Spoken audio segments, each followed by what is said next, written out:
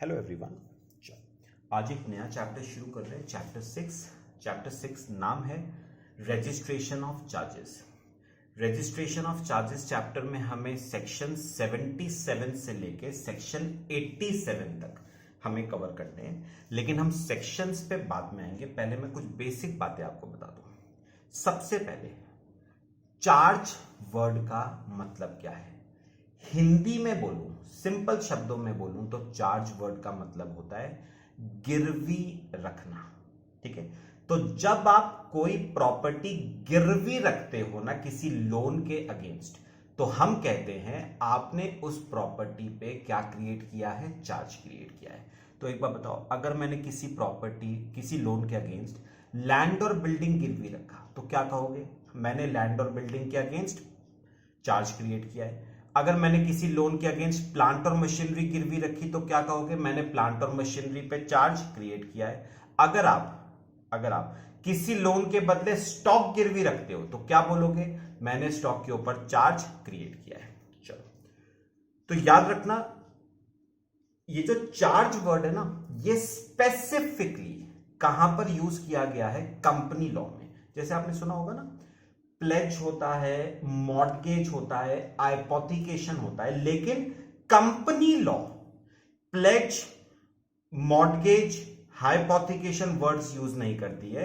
उन सबको मिला के उन्होंने एक वर्ड यूज किया है, दैट इज चार्ज। मतलब क्या है चार्ज का, गिरवी रखना। ठीक है, अब सुनो, एग्जांपल देखना। मैंने कहा Reliance industries limited ICICI bank के पास गई, आईसीआईसीआई बैंक के पास जाके उसने सिक्योरिटी अपनी रखवाई आईसीआईसीआई बैंक के पास। उस सिक्योरिटी के अगेंस्ट आईसीआईसीआई बैंक ने रिलायंस इंडस्ट्रीज को 500 करोड़ का क्या दे दिया, लोन। अब सोचने वाली बात यह है कि रिलायंस इंडस्ट्रीज ने आईसीआईसीआई बैंक के पास कौन सी प्रॉपर्टी सिक्योरिटी के तौर पे रखवाई है। दो ही प्रॉपर्टी रखवाई जा सकती है, या तो मूवेबल प्रॉपर्टी रखवाई होगी या कोई इमूवेबल प्रॉपर्टी रखवाई होगी। अगर तो रिलायंस इंडस्ट्रीज ने मूवेबल प्रॉपर्टी रखवाई है तो उसे हम कहते हैं प्लेज करवाई है। तो यानी याद रखना, pledge is a word which is specifically used for movable property. अच्छा, अगर रिलायंस इंडस्ट्रीज ने आईसीआईसीआई बैंक के पास कोई इमूवेबल प्रॉपर्टी रखवाई है तो हम कहेंगे मॉर्टगेज करवाइए। यानी mortgage is a word which is specifically used for immovable property. अब आप कहोगे सर फिर ये हाइपोथिकेशन क्या होता है। ध्यान से मेरी बात सुनना। पता है हाइपोथिकेशन क्या होता है। हाइपोथिकेशन में ना जनरली जिस असेट के लिए, ध्यान से सुनना, जिस असेट के लिए आप लोन लेते हो ना, उसी असेट को गिरवी रख दिया जाता है बैंक के पास। जैसे मैं आपको एग्जांपल दूं, सुनो, डीडी मोटर्स है और ये ए है। ए डीडी मोटर्स के पास गया कार खरीदने के लिए, उसने पता करा कार है 9 लाख रुपए की। ठीक है, अब ए के पास खुद के 4 लाख रुपए तो उसके पास खुद के पड़े हुए हैं, तो वो बचे हुए 5 लाख रुपए मांगने किसके पास गया, बैंक के पास। लोन मांगने गया बैंक के पास। बैंक ने कहा हमारे पास सिक्योरिटी के तौर पे क्या रखवाओगे भाई, कल को आपने मेरा पैसा रीपे नहीं करा तो हम क्या करेंगे, सिक्योरिटी तो रखवानी पड़ेगी आपको। तो ए ने कहा ठीक है, तुम मुझे बताओ तुम ये लोन किस लिए दे रहे हो। बैंक ने कहा कार के लिए। तो ए ने कहा ठीक है, जिस कार के लिए लोन ले रहे हो, जिस कार के लिए लोन दे रहे हो, उस कार को ही अपने पास रख लो एज सिक्योरिटी। मतलब ए ने ये लोन किसके लिए लिया था, कार के लिए, और उसने वही कार बैंक के पास रखवा दी एज सिक्योरिटी। इसे हम कहते हैं हाइपोथिकेशन। तो याद रखना हाइपोथिकेशन में क्या होता है, हाइपोथिकेशन में वही असेट बैंक के पास गिरवी रखवाया जाता है जिस असेट के लिए बैंक से लोन लिया गया था। ठीक है, अच्छा, तो अब मुझे एक बात बताओ, मैंने आपको 3 बातें यहां पर बताई। मैंने कहा रिलायंस इंडस्ट्रीज ने आईसीआईसीआई बैंक के पास सिक्योरिटी रखवाई, उस सिक्योरिटी के अगेंस्ट आईसीआईसीआई बैंक ने रिलायंस को क्या दिया, लोन दिया।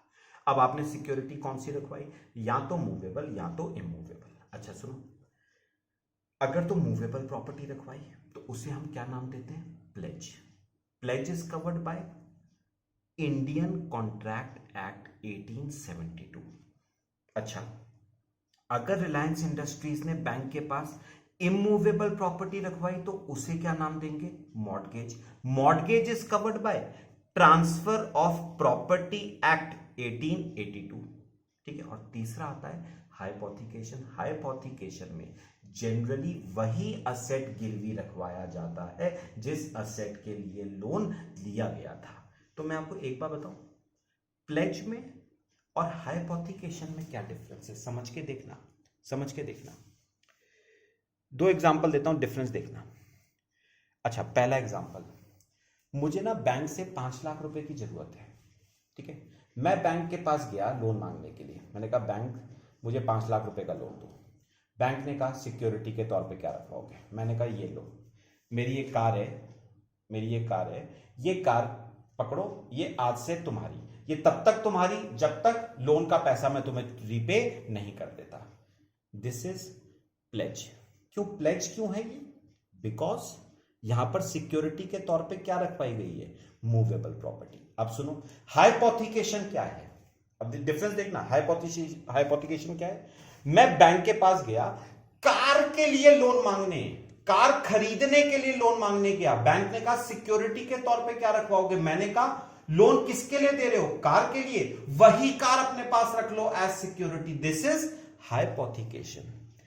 तो पता है प्लेज में ना, प्लेज में मैंने प्लेज में भी कार रखवाई सिक्योरिटी के तौर पे, हाइपोथिकेशन में भी कार रखवाई सिक्योरिटी के तौर पे, लेकिन प्लेज में लोन कार के लिए नहीं लिया गया था, लोन तो वैसे ही लिया था मैंने, और अगेंस्ट सिक्योरिटी के तौर पे मैंने क्या रखवा दी, कार। जबकि हाइपोथिकेशन में लोन कार के लिए लिया गया और वही कार बैंक के पास रखवा दी गई एज सिक्योरिटी। और याद रखना, प्लेज, मॉर्टगेज, हाइपोथिकेशन, ये तीनों मिलके कंपनी लॉ की लैंग्वेज में क्या कहलाता है, चार्ज। अब प्लेज कह लो, मॉर्टगेज कह लो, हाइपोथिकेशन कह लो, ये तीनों मिलके क्या बनता है बताओ, चार्ज बनता है। ठीक है, ये हमारी पहली बात होगी, अभी ध्यान से सुनिए। अब मैं आपको ना एक बात अभी और पढ़ा रहा हूं, बड़ी काम की बात है, ध्यान से सुनिए। अच्छा, अब मैं अगर आपसे बोलूं कि ये चैप्टर जो है रजिस्ट्रेशन ऑफ चार्जेस, थोड़ा सा सर हमें आइडिया दो कि ये चैप्टर क्यों पढ़ रहे हैं हम, इस चैप्टर का रेलेवेंस क्या है। ध्यान से सुनना, पता है इस चैप्टर का रेलेवेंस क्या है, ध्यान से समझना, आपको समझ आएगा। ये देखो, मैंने एक एग्जांपल छोटा सा बनाया है। एक कंपनी है, वो बैंकर 1 के पास, सपोज एसबीआई है, कंपनी है, वो एसबीआई के पास गई, उसने एसबीआई के पास अपनी एक सिक्योरिटी रखवाई, सिक्योरिटी के तौर पे एक प्लॉट था उसका देहरादून में, वो रखवा दिया। उस सिक्योरिटी के अगेंस्ट एसबीआई ने कंपनी को क्या दे दिया, 500 करोड़ रुपए का लोन दे दिया। ठीक है, अब सुनो, कंपनीज एक्ट आपको कहता है कि आपने जो सिक्योरिटी रखवाई है, उसकी जानकारी, इंटीमेशन आपको किसको देना पड़ेगा, आरओसी को देना पड़ेगा। याद रखना, आरओसी को पता होना चाहिए कि हमारे एरिया में जितनी भी कंपनीज हैं उनके ऊपर कितने कितने रुपए का कर्जा है। ये पता होना चाहिए किसको, आरओसी को पता होना चाहिए कि हमारे एरिया में जितनी भी कंपनीज हैं उनके ऊपर कितने कितने रुपए का कर्जा है, उन्होंने उस कर्जे के अगेंस्ट कितने कितने रुपए की प्रॉपर्टी मॉर्टगेज करवा रखी है। तो कंपनी ने जो सिक्योरिटी रखवाई है उसका इंटीमेशन उसे देना पड़ेगा आरओसी को। अच्छा, अब आरओसी क्या करेगी, आरओसी ना अपनी वेबसाइट पे ये सारी डिटेल क्या कर देगी, अपलोड कर देगी। कौन सी वेबसाइट पे? mca.gov.in। अब आप पूछोगे सर ये वेबसाइट पे अपलोड करके फायदा क्या होगा? वेरी वेरी इंपॉर्टेंट, सुनना आप। सपोज ये कंपनी ना कुछ फ्रॉड करना चाहती है। क्या करना चाहती है? फ्रॉड। कैसे? देखो, सपोज ये बैंक ऑफ बड़ौदा है। देखो, अब ये कंपनी ना इस बैंक ऑफ बड़ौदा से भी 500 करोड़ का लोन लेना चाहती है, लेकिन लोन के लिए सिक्योरिटी नहीं है इसके पास। तो इसने क्या करा, जो प्लॉट एसबीआई के पास रखवाया था ना एज सिक्योरिटी, वही सेम प्लॉट उसने बैंक ऑफ बड़ौदा के पास रखवाया एज सिक्योरिटी। बात समझ आई? अब पता है बैंक ऑफ बड़ौदा क्या करेगा? बैंक ऑफ बड़ौदा आंख बंद करके वो प्लॉट अपने पास नहीं रखेगा एज सिक्योरिटी। पता है बैंक ऑफ बड़ौदा क्या करेगा? बैंक ऑफ बड़ौदा इंस्पेक्ट करेगा, क्या इस प्लॉट के ऊपर पहले से कोई चार्ज क्रिएटेड है या नहीं। मतलब क्या ये प्लॉट पहले भी किसी बैंक के पास गिरवी पड़ा हुआ है या नहीं। अगर तो गिरवी पड़ा हुआ है तो बैंक ऑफ बड़ौदा दोबारा से इस लैंड को अपने पास गिरवी नहीं रखेगा, और अगर नहीं पड़ा हुआ है तो वो अपने पास गिरवी रख लेगा। तो इस बात को वो इंस्पेक्ट करेगा। कौन? Bank of Baroda. कैसे? बैंकर, ये जो बैंक ऑफ बड़ौदा ये क्या करेगा, mca.gov.in की साइट पे जाएगा। वहां पर ना एक कॉलम होता है इंडेक्स ऑफ चार्जेस। उस इंडेक्स ऑफ चार्जेस में जाके उसे ये पता चल सकता है कि ये प्लॉट पहले कंपनी ने किसी के पास गिरवी रखवाया हुआ है या नहीं। अगर तो रखवाया हुआ है तो याद रखना दोबारा से मॉर्गेज नहीं हो सकता, और अगर नहीं रखवाया हुआ है तो फिर कंपनी उसे मॉर्गेज करवा सकती है। ठीक है, तो मेरे को एक बार बताओ, दोबारा से बोल रहा हूं मैं। कंपनी ने एसबीआई के पास क्या रखवाई? सिक्योरिटी। सिक्योरिटी के तौर पे क्या रखवाया? अपना प्लॉट देहरादून वाला। एसबीआई ने 500 करोड़ का लोन दे दिया कंपनी को। अब कंपनीज एक्ट कहता है कि आपने जो लोन लिया है उसके बदले जो सिक्योरिटी रखवाई है उसकी जानकारी आपको किसको देनी पड़ेगी? आरओसी को। आरओसी को पता होना चाहिए कि उसके एरिया में जितनी भी कंपनीज हैं उन्होंने कितने कितने रुपए का लोन लिया है और उसके अगेंस्ट कितने कितने रुपए की सिक्योरिटी रखवाई है। तो इंटीमेशन दिया आरओसी को। आरओसी क्या करेगा? उस इंफॉर्मेशन को अपलोड करेगा अपनी वेबसाइट पे mca.gov.in।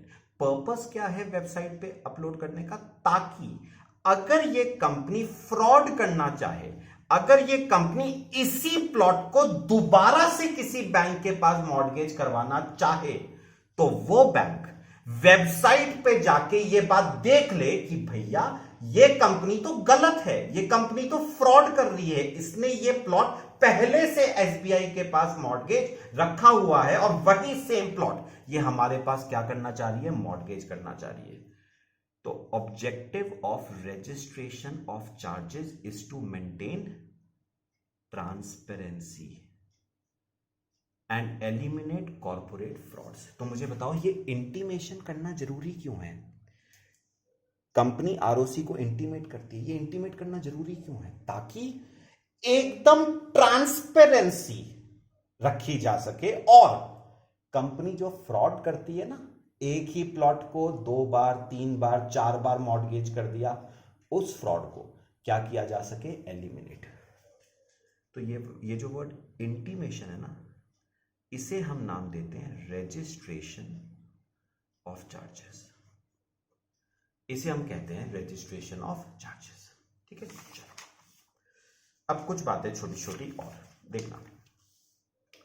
अब आते हैं थोड़ा सा अपने उस पे। सबसे पहले आता है मीनिंग ऑफ चार्ज।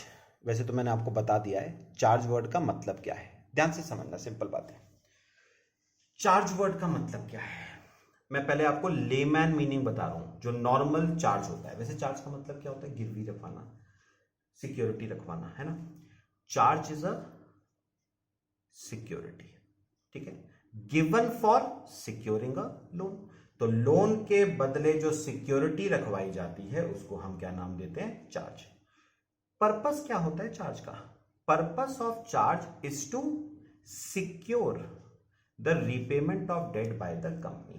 क्या ये चार्ज क्रिएट करने का पर्पस क्या होता है? ताकि अगर कल को कंपनी डेट की रीपेमेंट ना कर पाए तो बैंक उस सिक्योरिटी को बेच के अपना पैसा रिकवर कर सके। Charges created by way of, मैंने बताया मॉर्गेज के वे में हो सकता है, प्लेज के वे में हो सकता है, या हाइपोथिकेशन के तरीके से हो सकता है।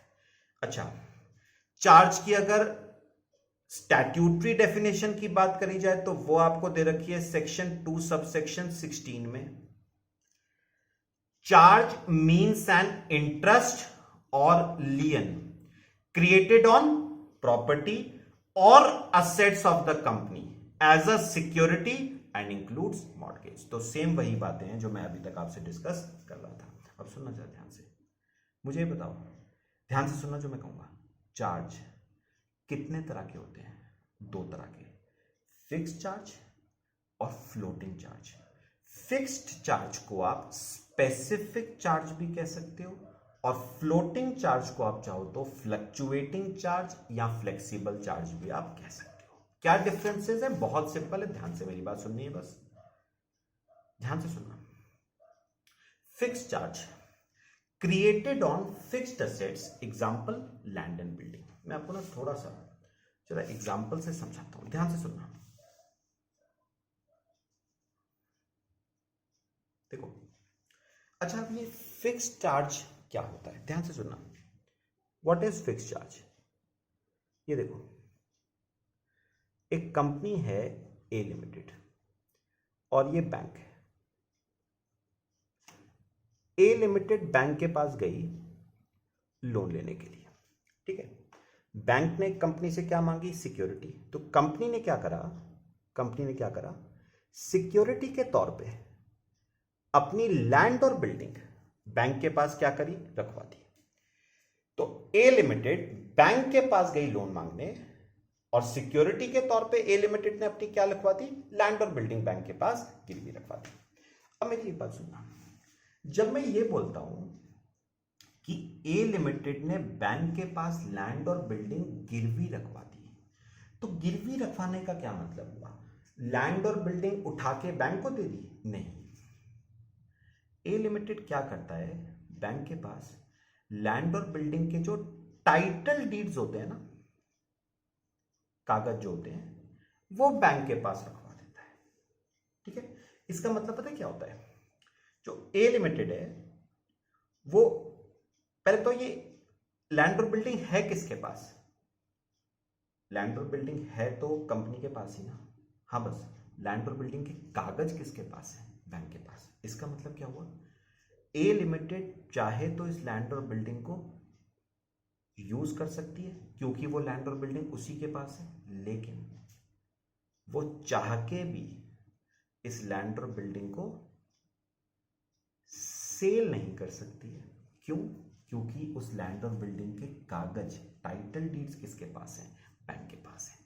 तो यानी याद रखना, ए लिमिटेड चाहे तो इस लैंड और बिल्डिंग को यूज कर सकती है, मतलब अपने पोजेशन में रखे वो लैंड और बिल्डिंग को, लेकिन चाह के भी वो इस लैंड और बिल्डिंग को सेल नहीं कर सकती जब तक वो बैंक का पूरा अमाउंट रीपे नहीं कर देती।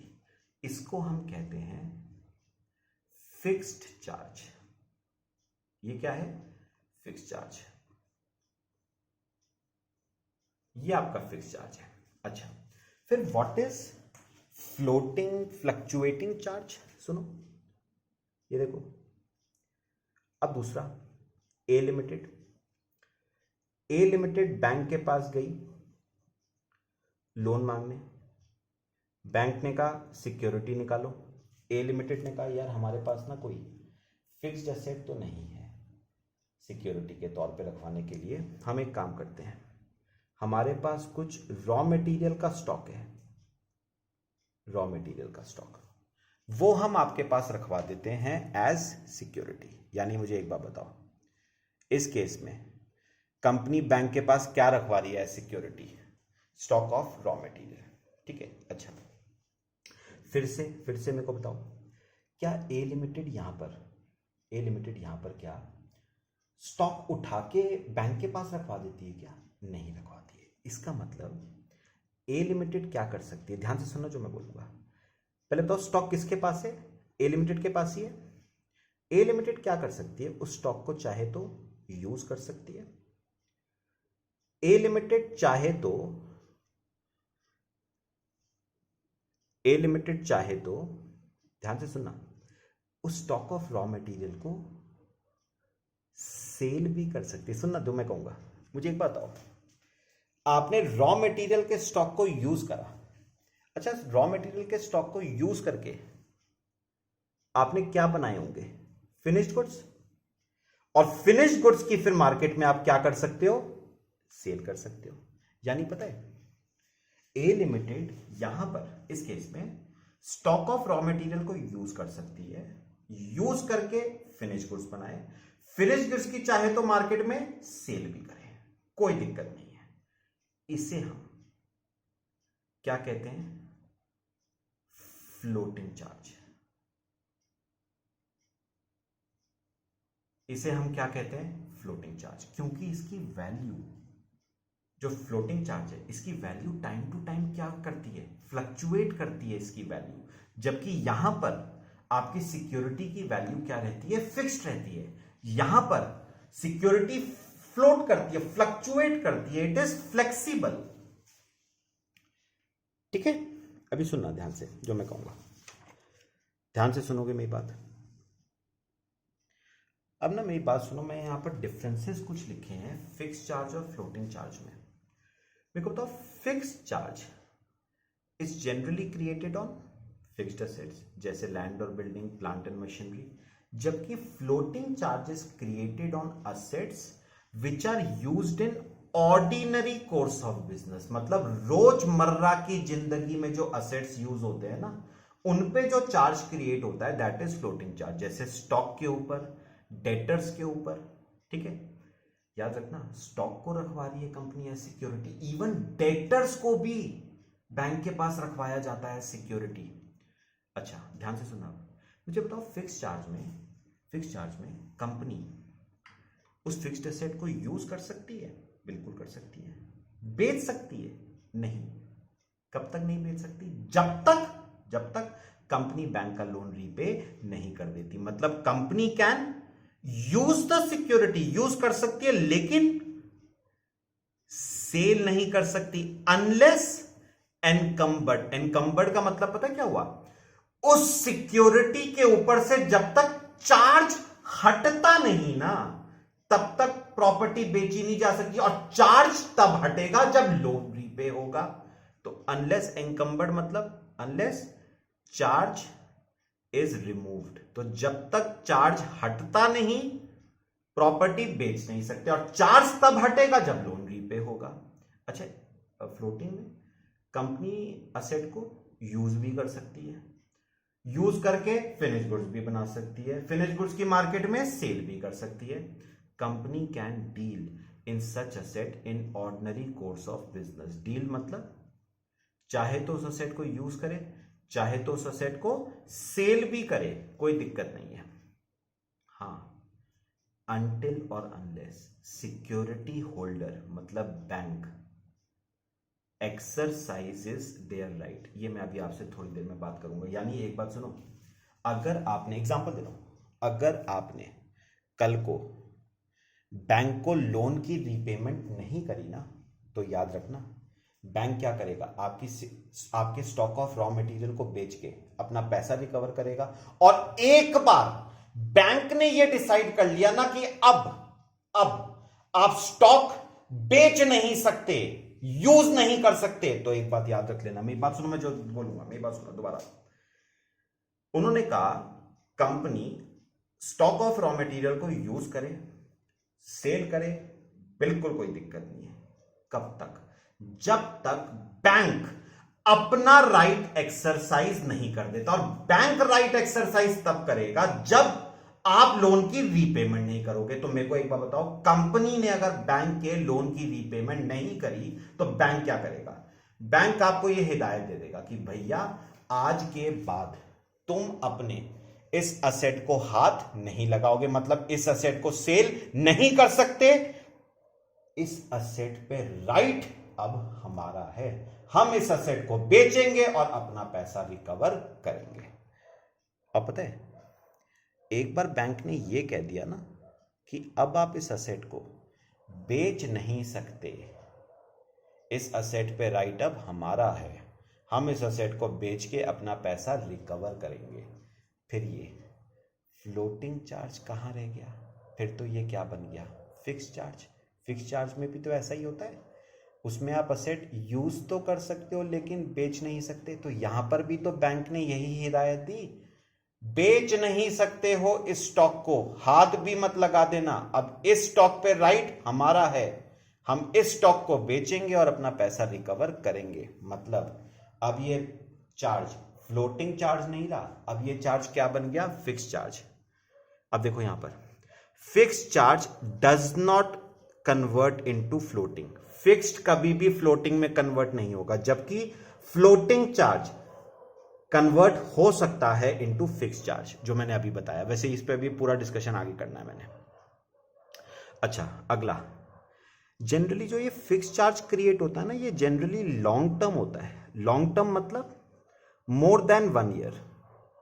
मतलब अगर आपको लंबे समय के लिए लोन चाहिए ना तो फिक्स चार्ज क्रिएट होता है, और अगर आपको छोटे समय के लिए लोन चाहिए लेस देन अ ईयर तो उस केस में फ्लोटिंग चार्ज क्रिएट होता है। अगर मैं बैंक के पॉइंट ऑफ व्यू से पूछूं आपसे, बैंक के पॉइंट ऑफ व्यू से कौन सा ज्यादा रिस्की है और कौन सा कम रिस्की, तो फिक्स चार्ज बैंक के लिए कम रिस्की होता है, क्योंकि फिक्स्ड असेट की वैल्यू में ज्यादा फ्लक्चुएशंस नहीं आते हैं, जबकि फ्लोटिंग चार्ज के केस में ना स्टॉक की वैल्यू में, डेटर्स की वैल्यू में फ्लक्चुएशंस आते हैं, इसलिए ज्यादा रिस्की होता है बैंक के पॉइंट ऑफ व्यू से। अब सुना, लास्ट टॉपिक आज का क्या कह रहा है? Crystallisation of floating charge. वैसे ऊपर आपको बता चुका हूं, क्रिस्टलाइजेशन मतलब खत्म होना, फ्लोटिंग चार्ज कब खत्म होगा?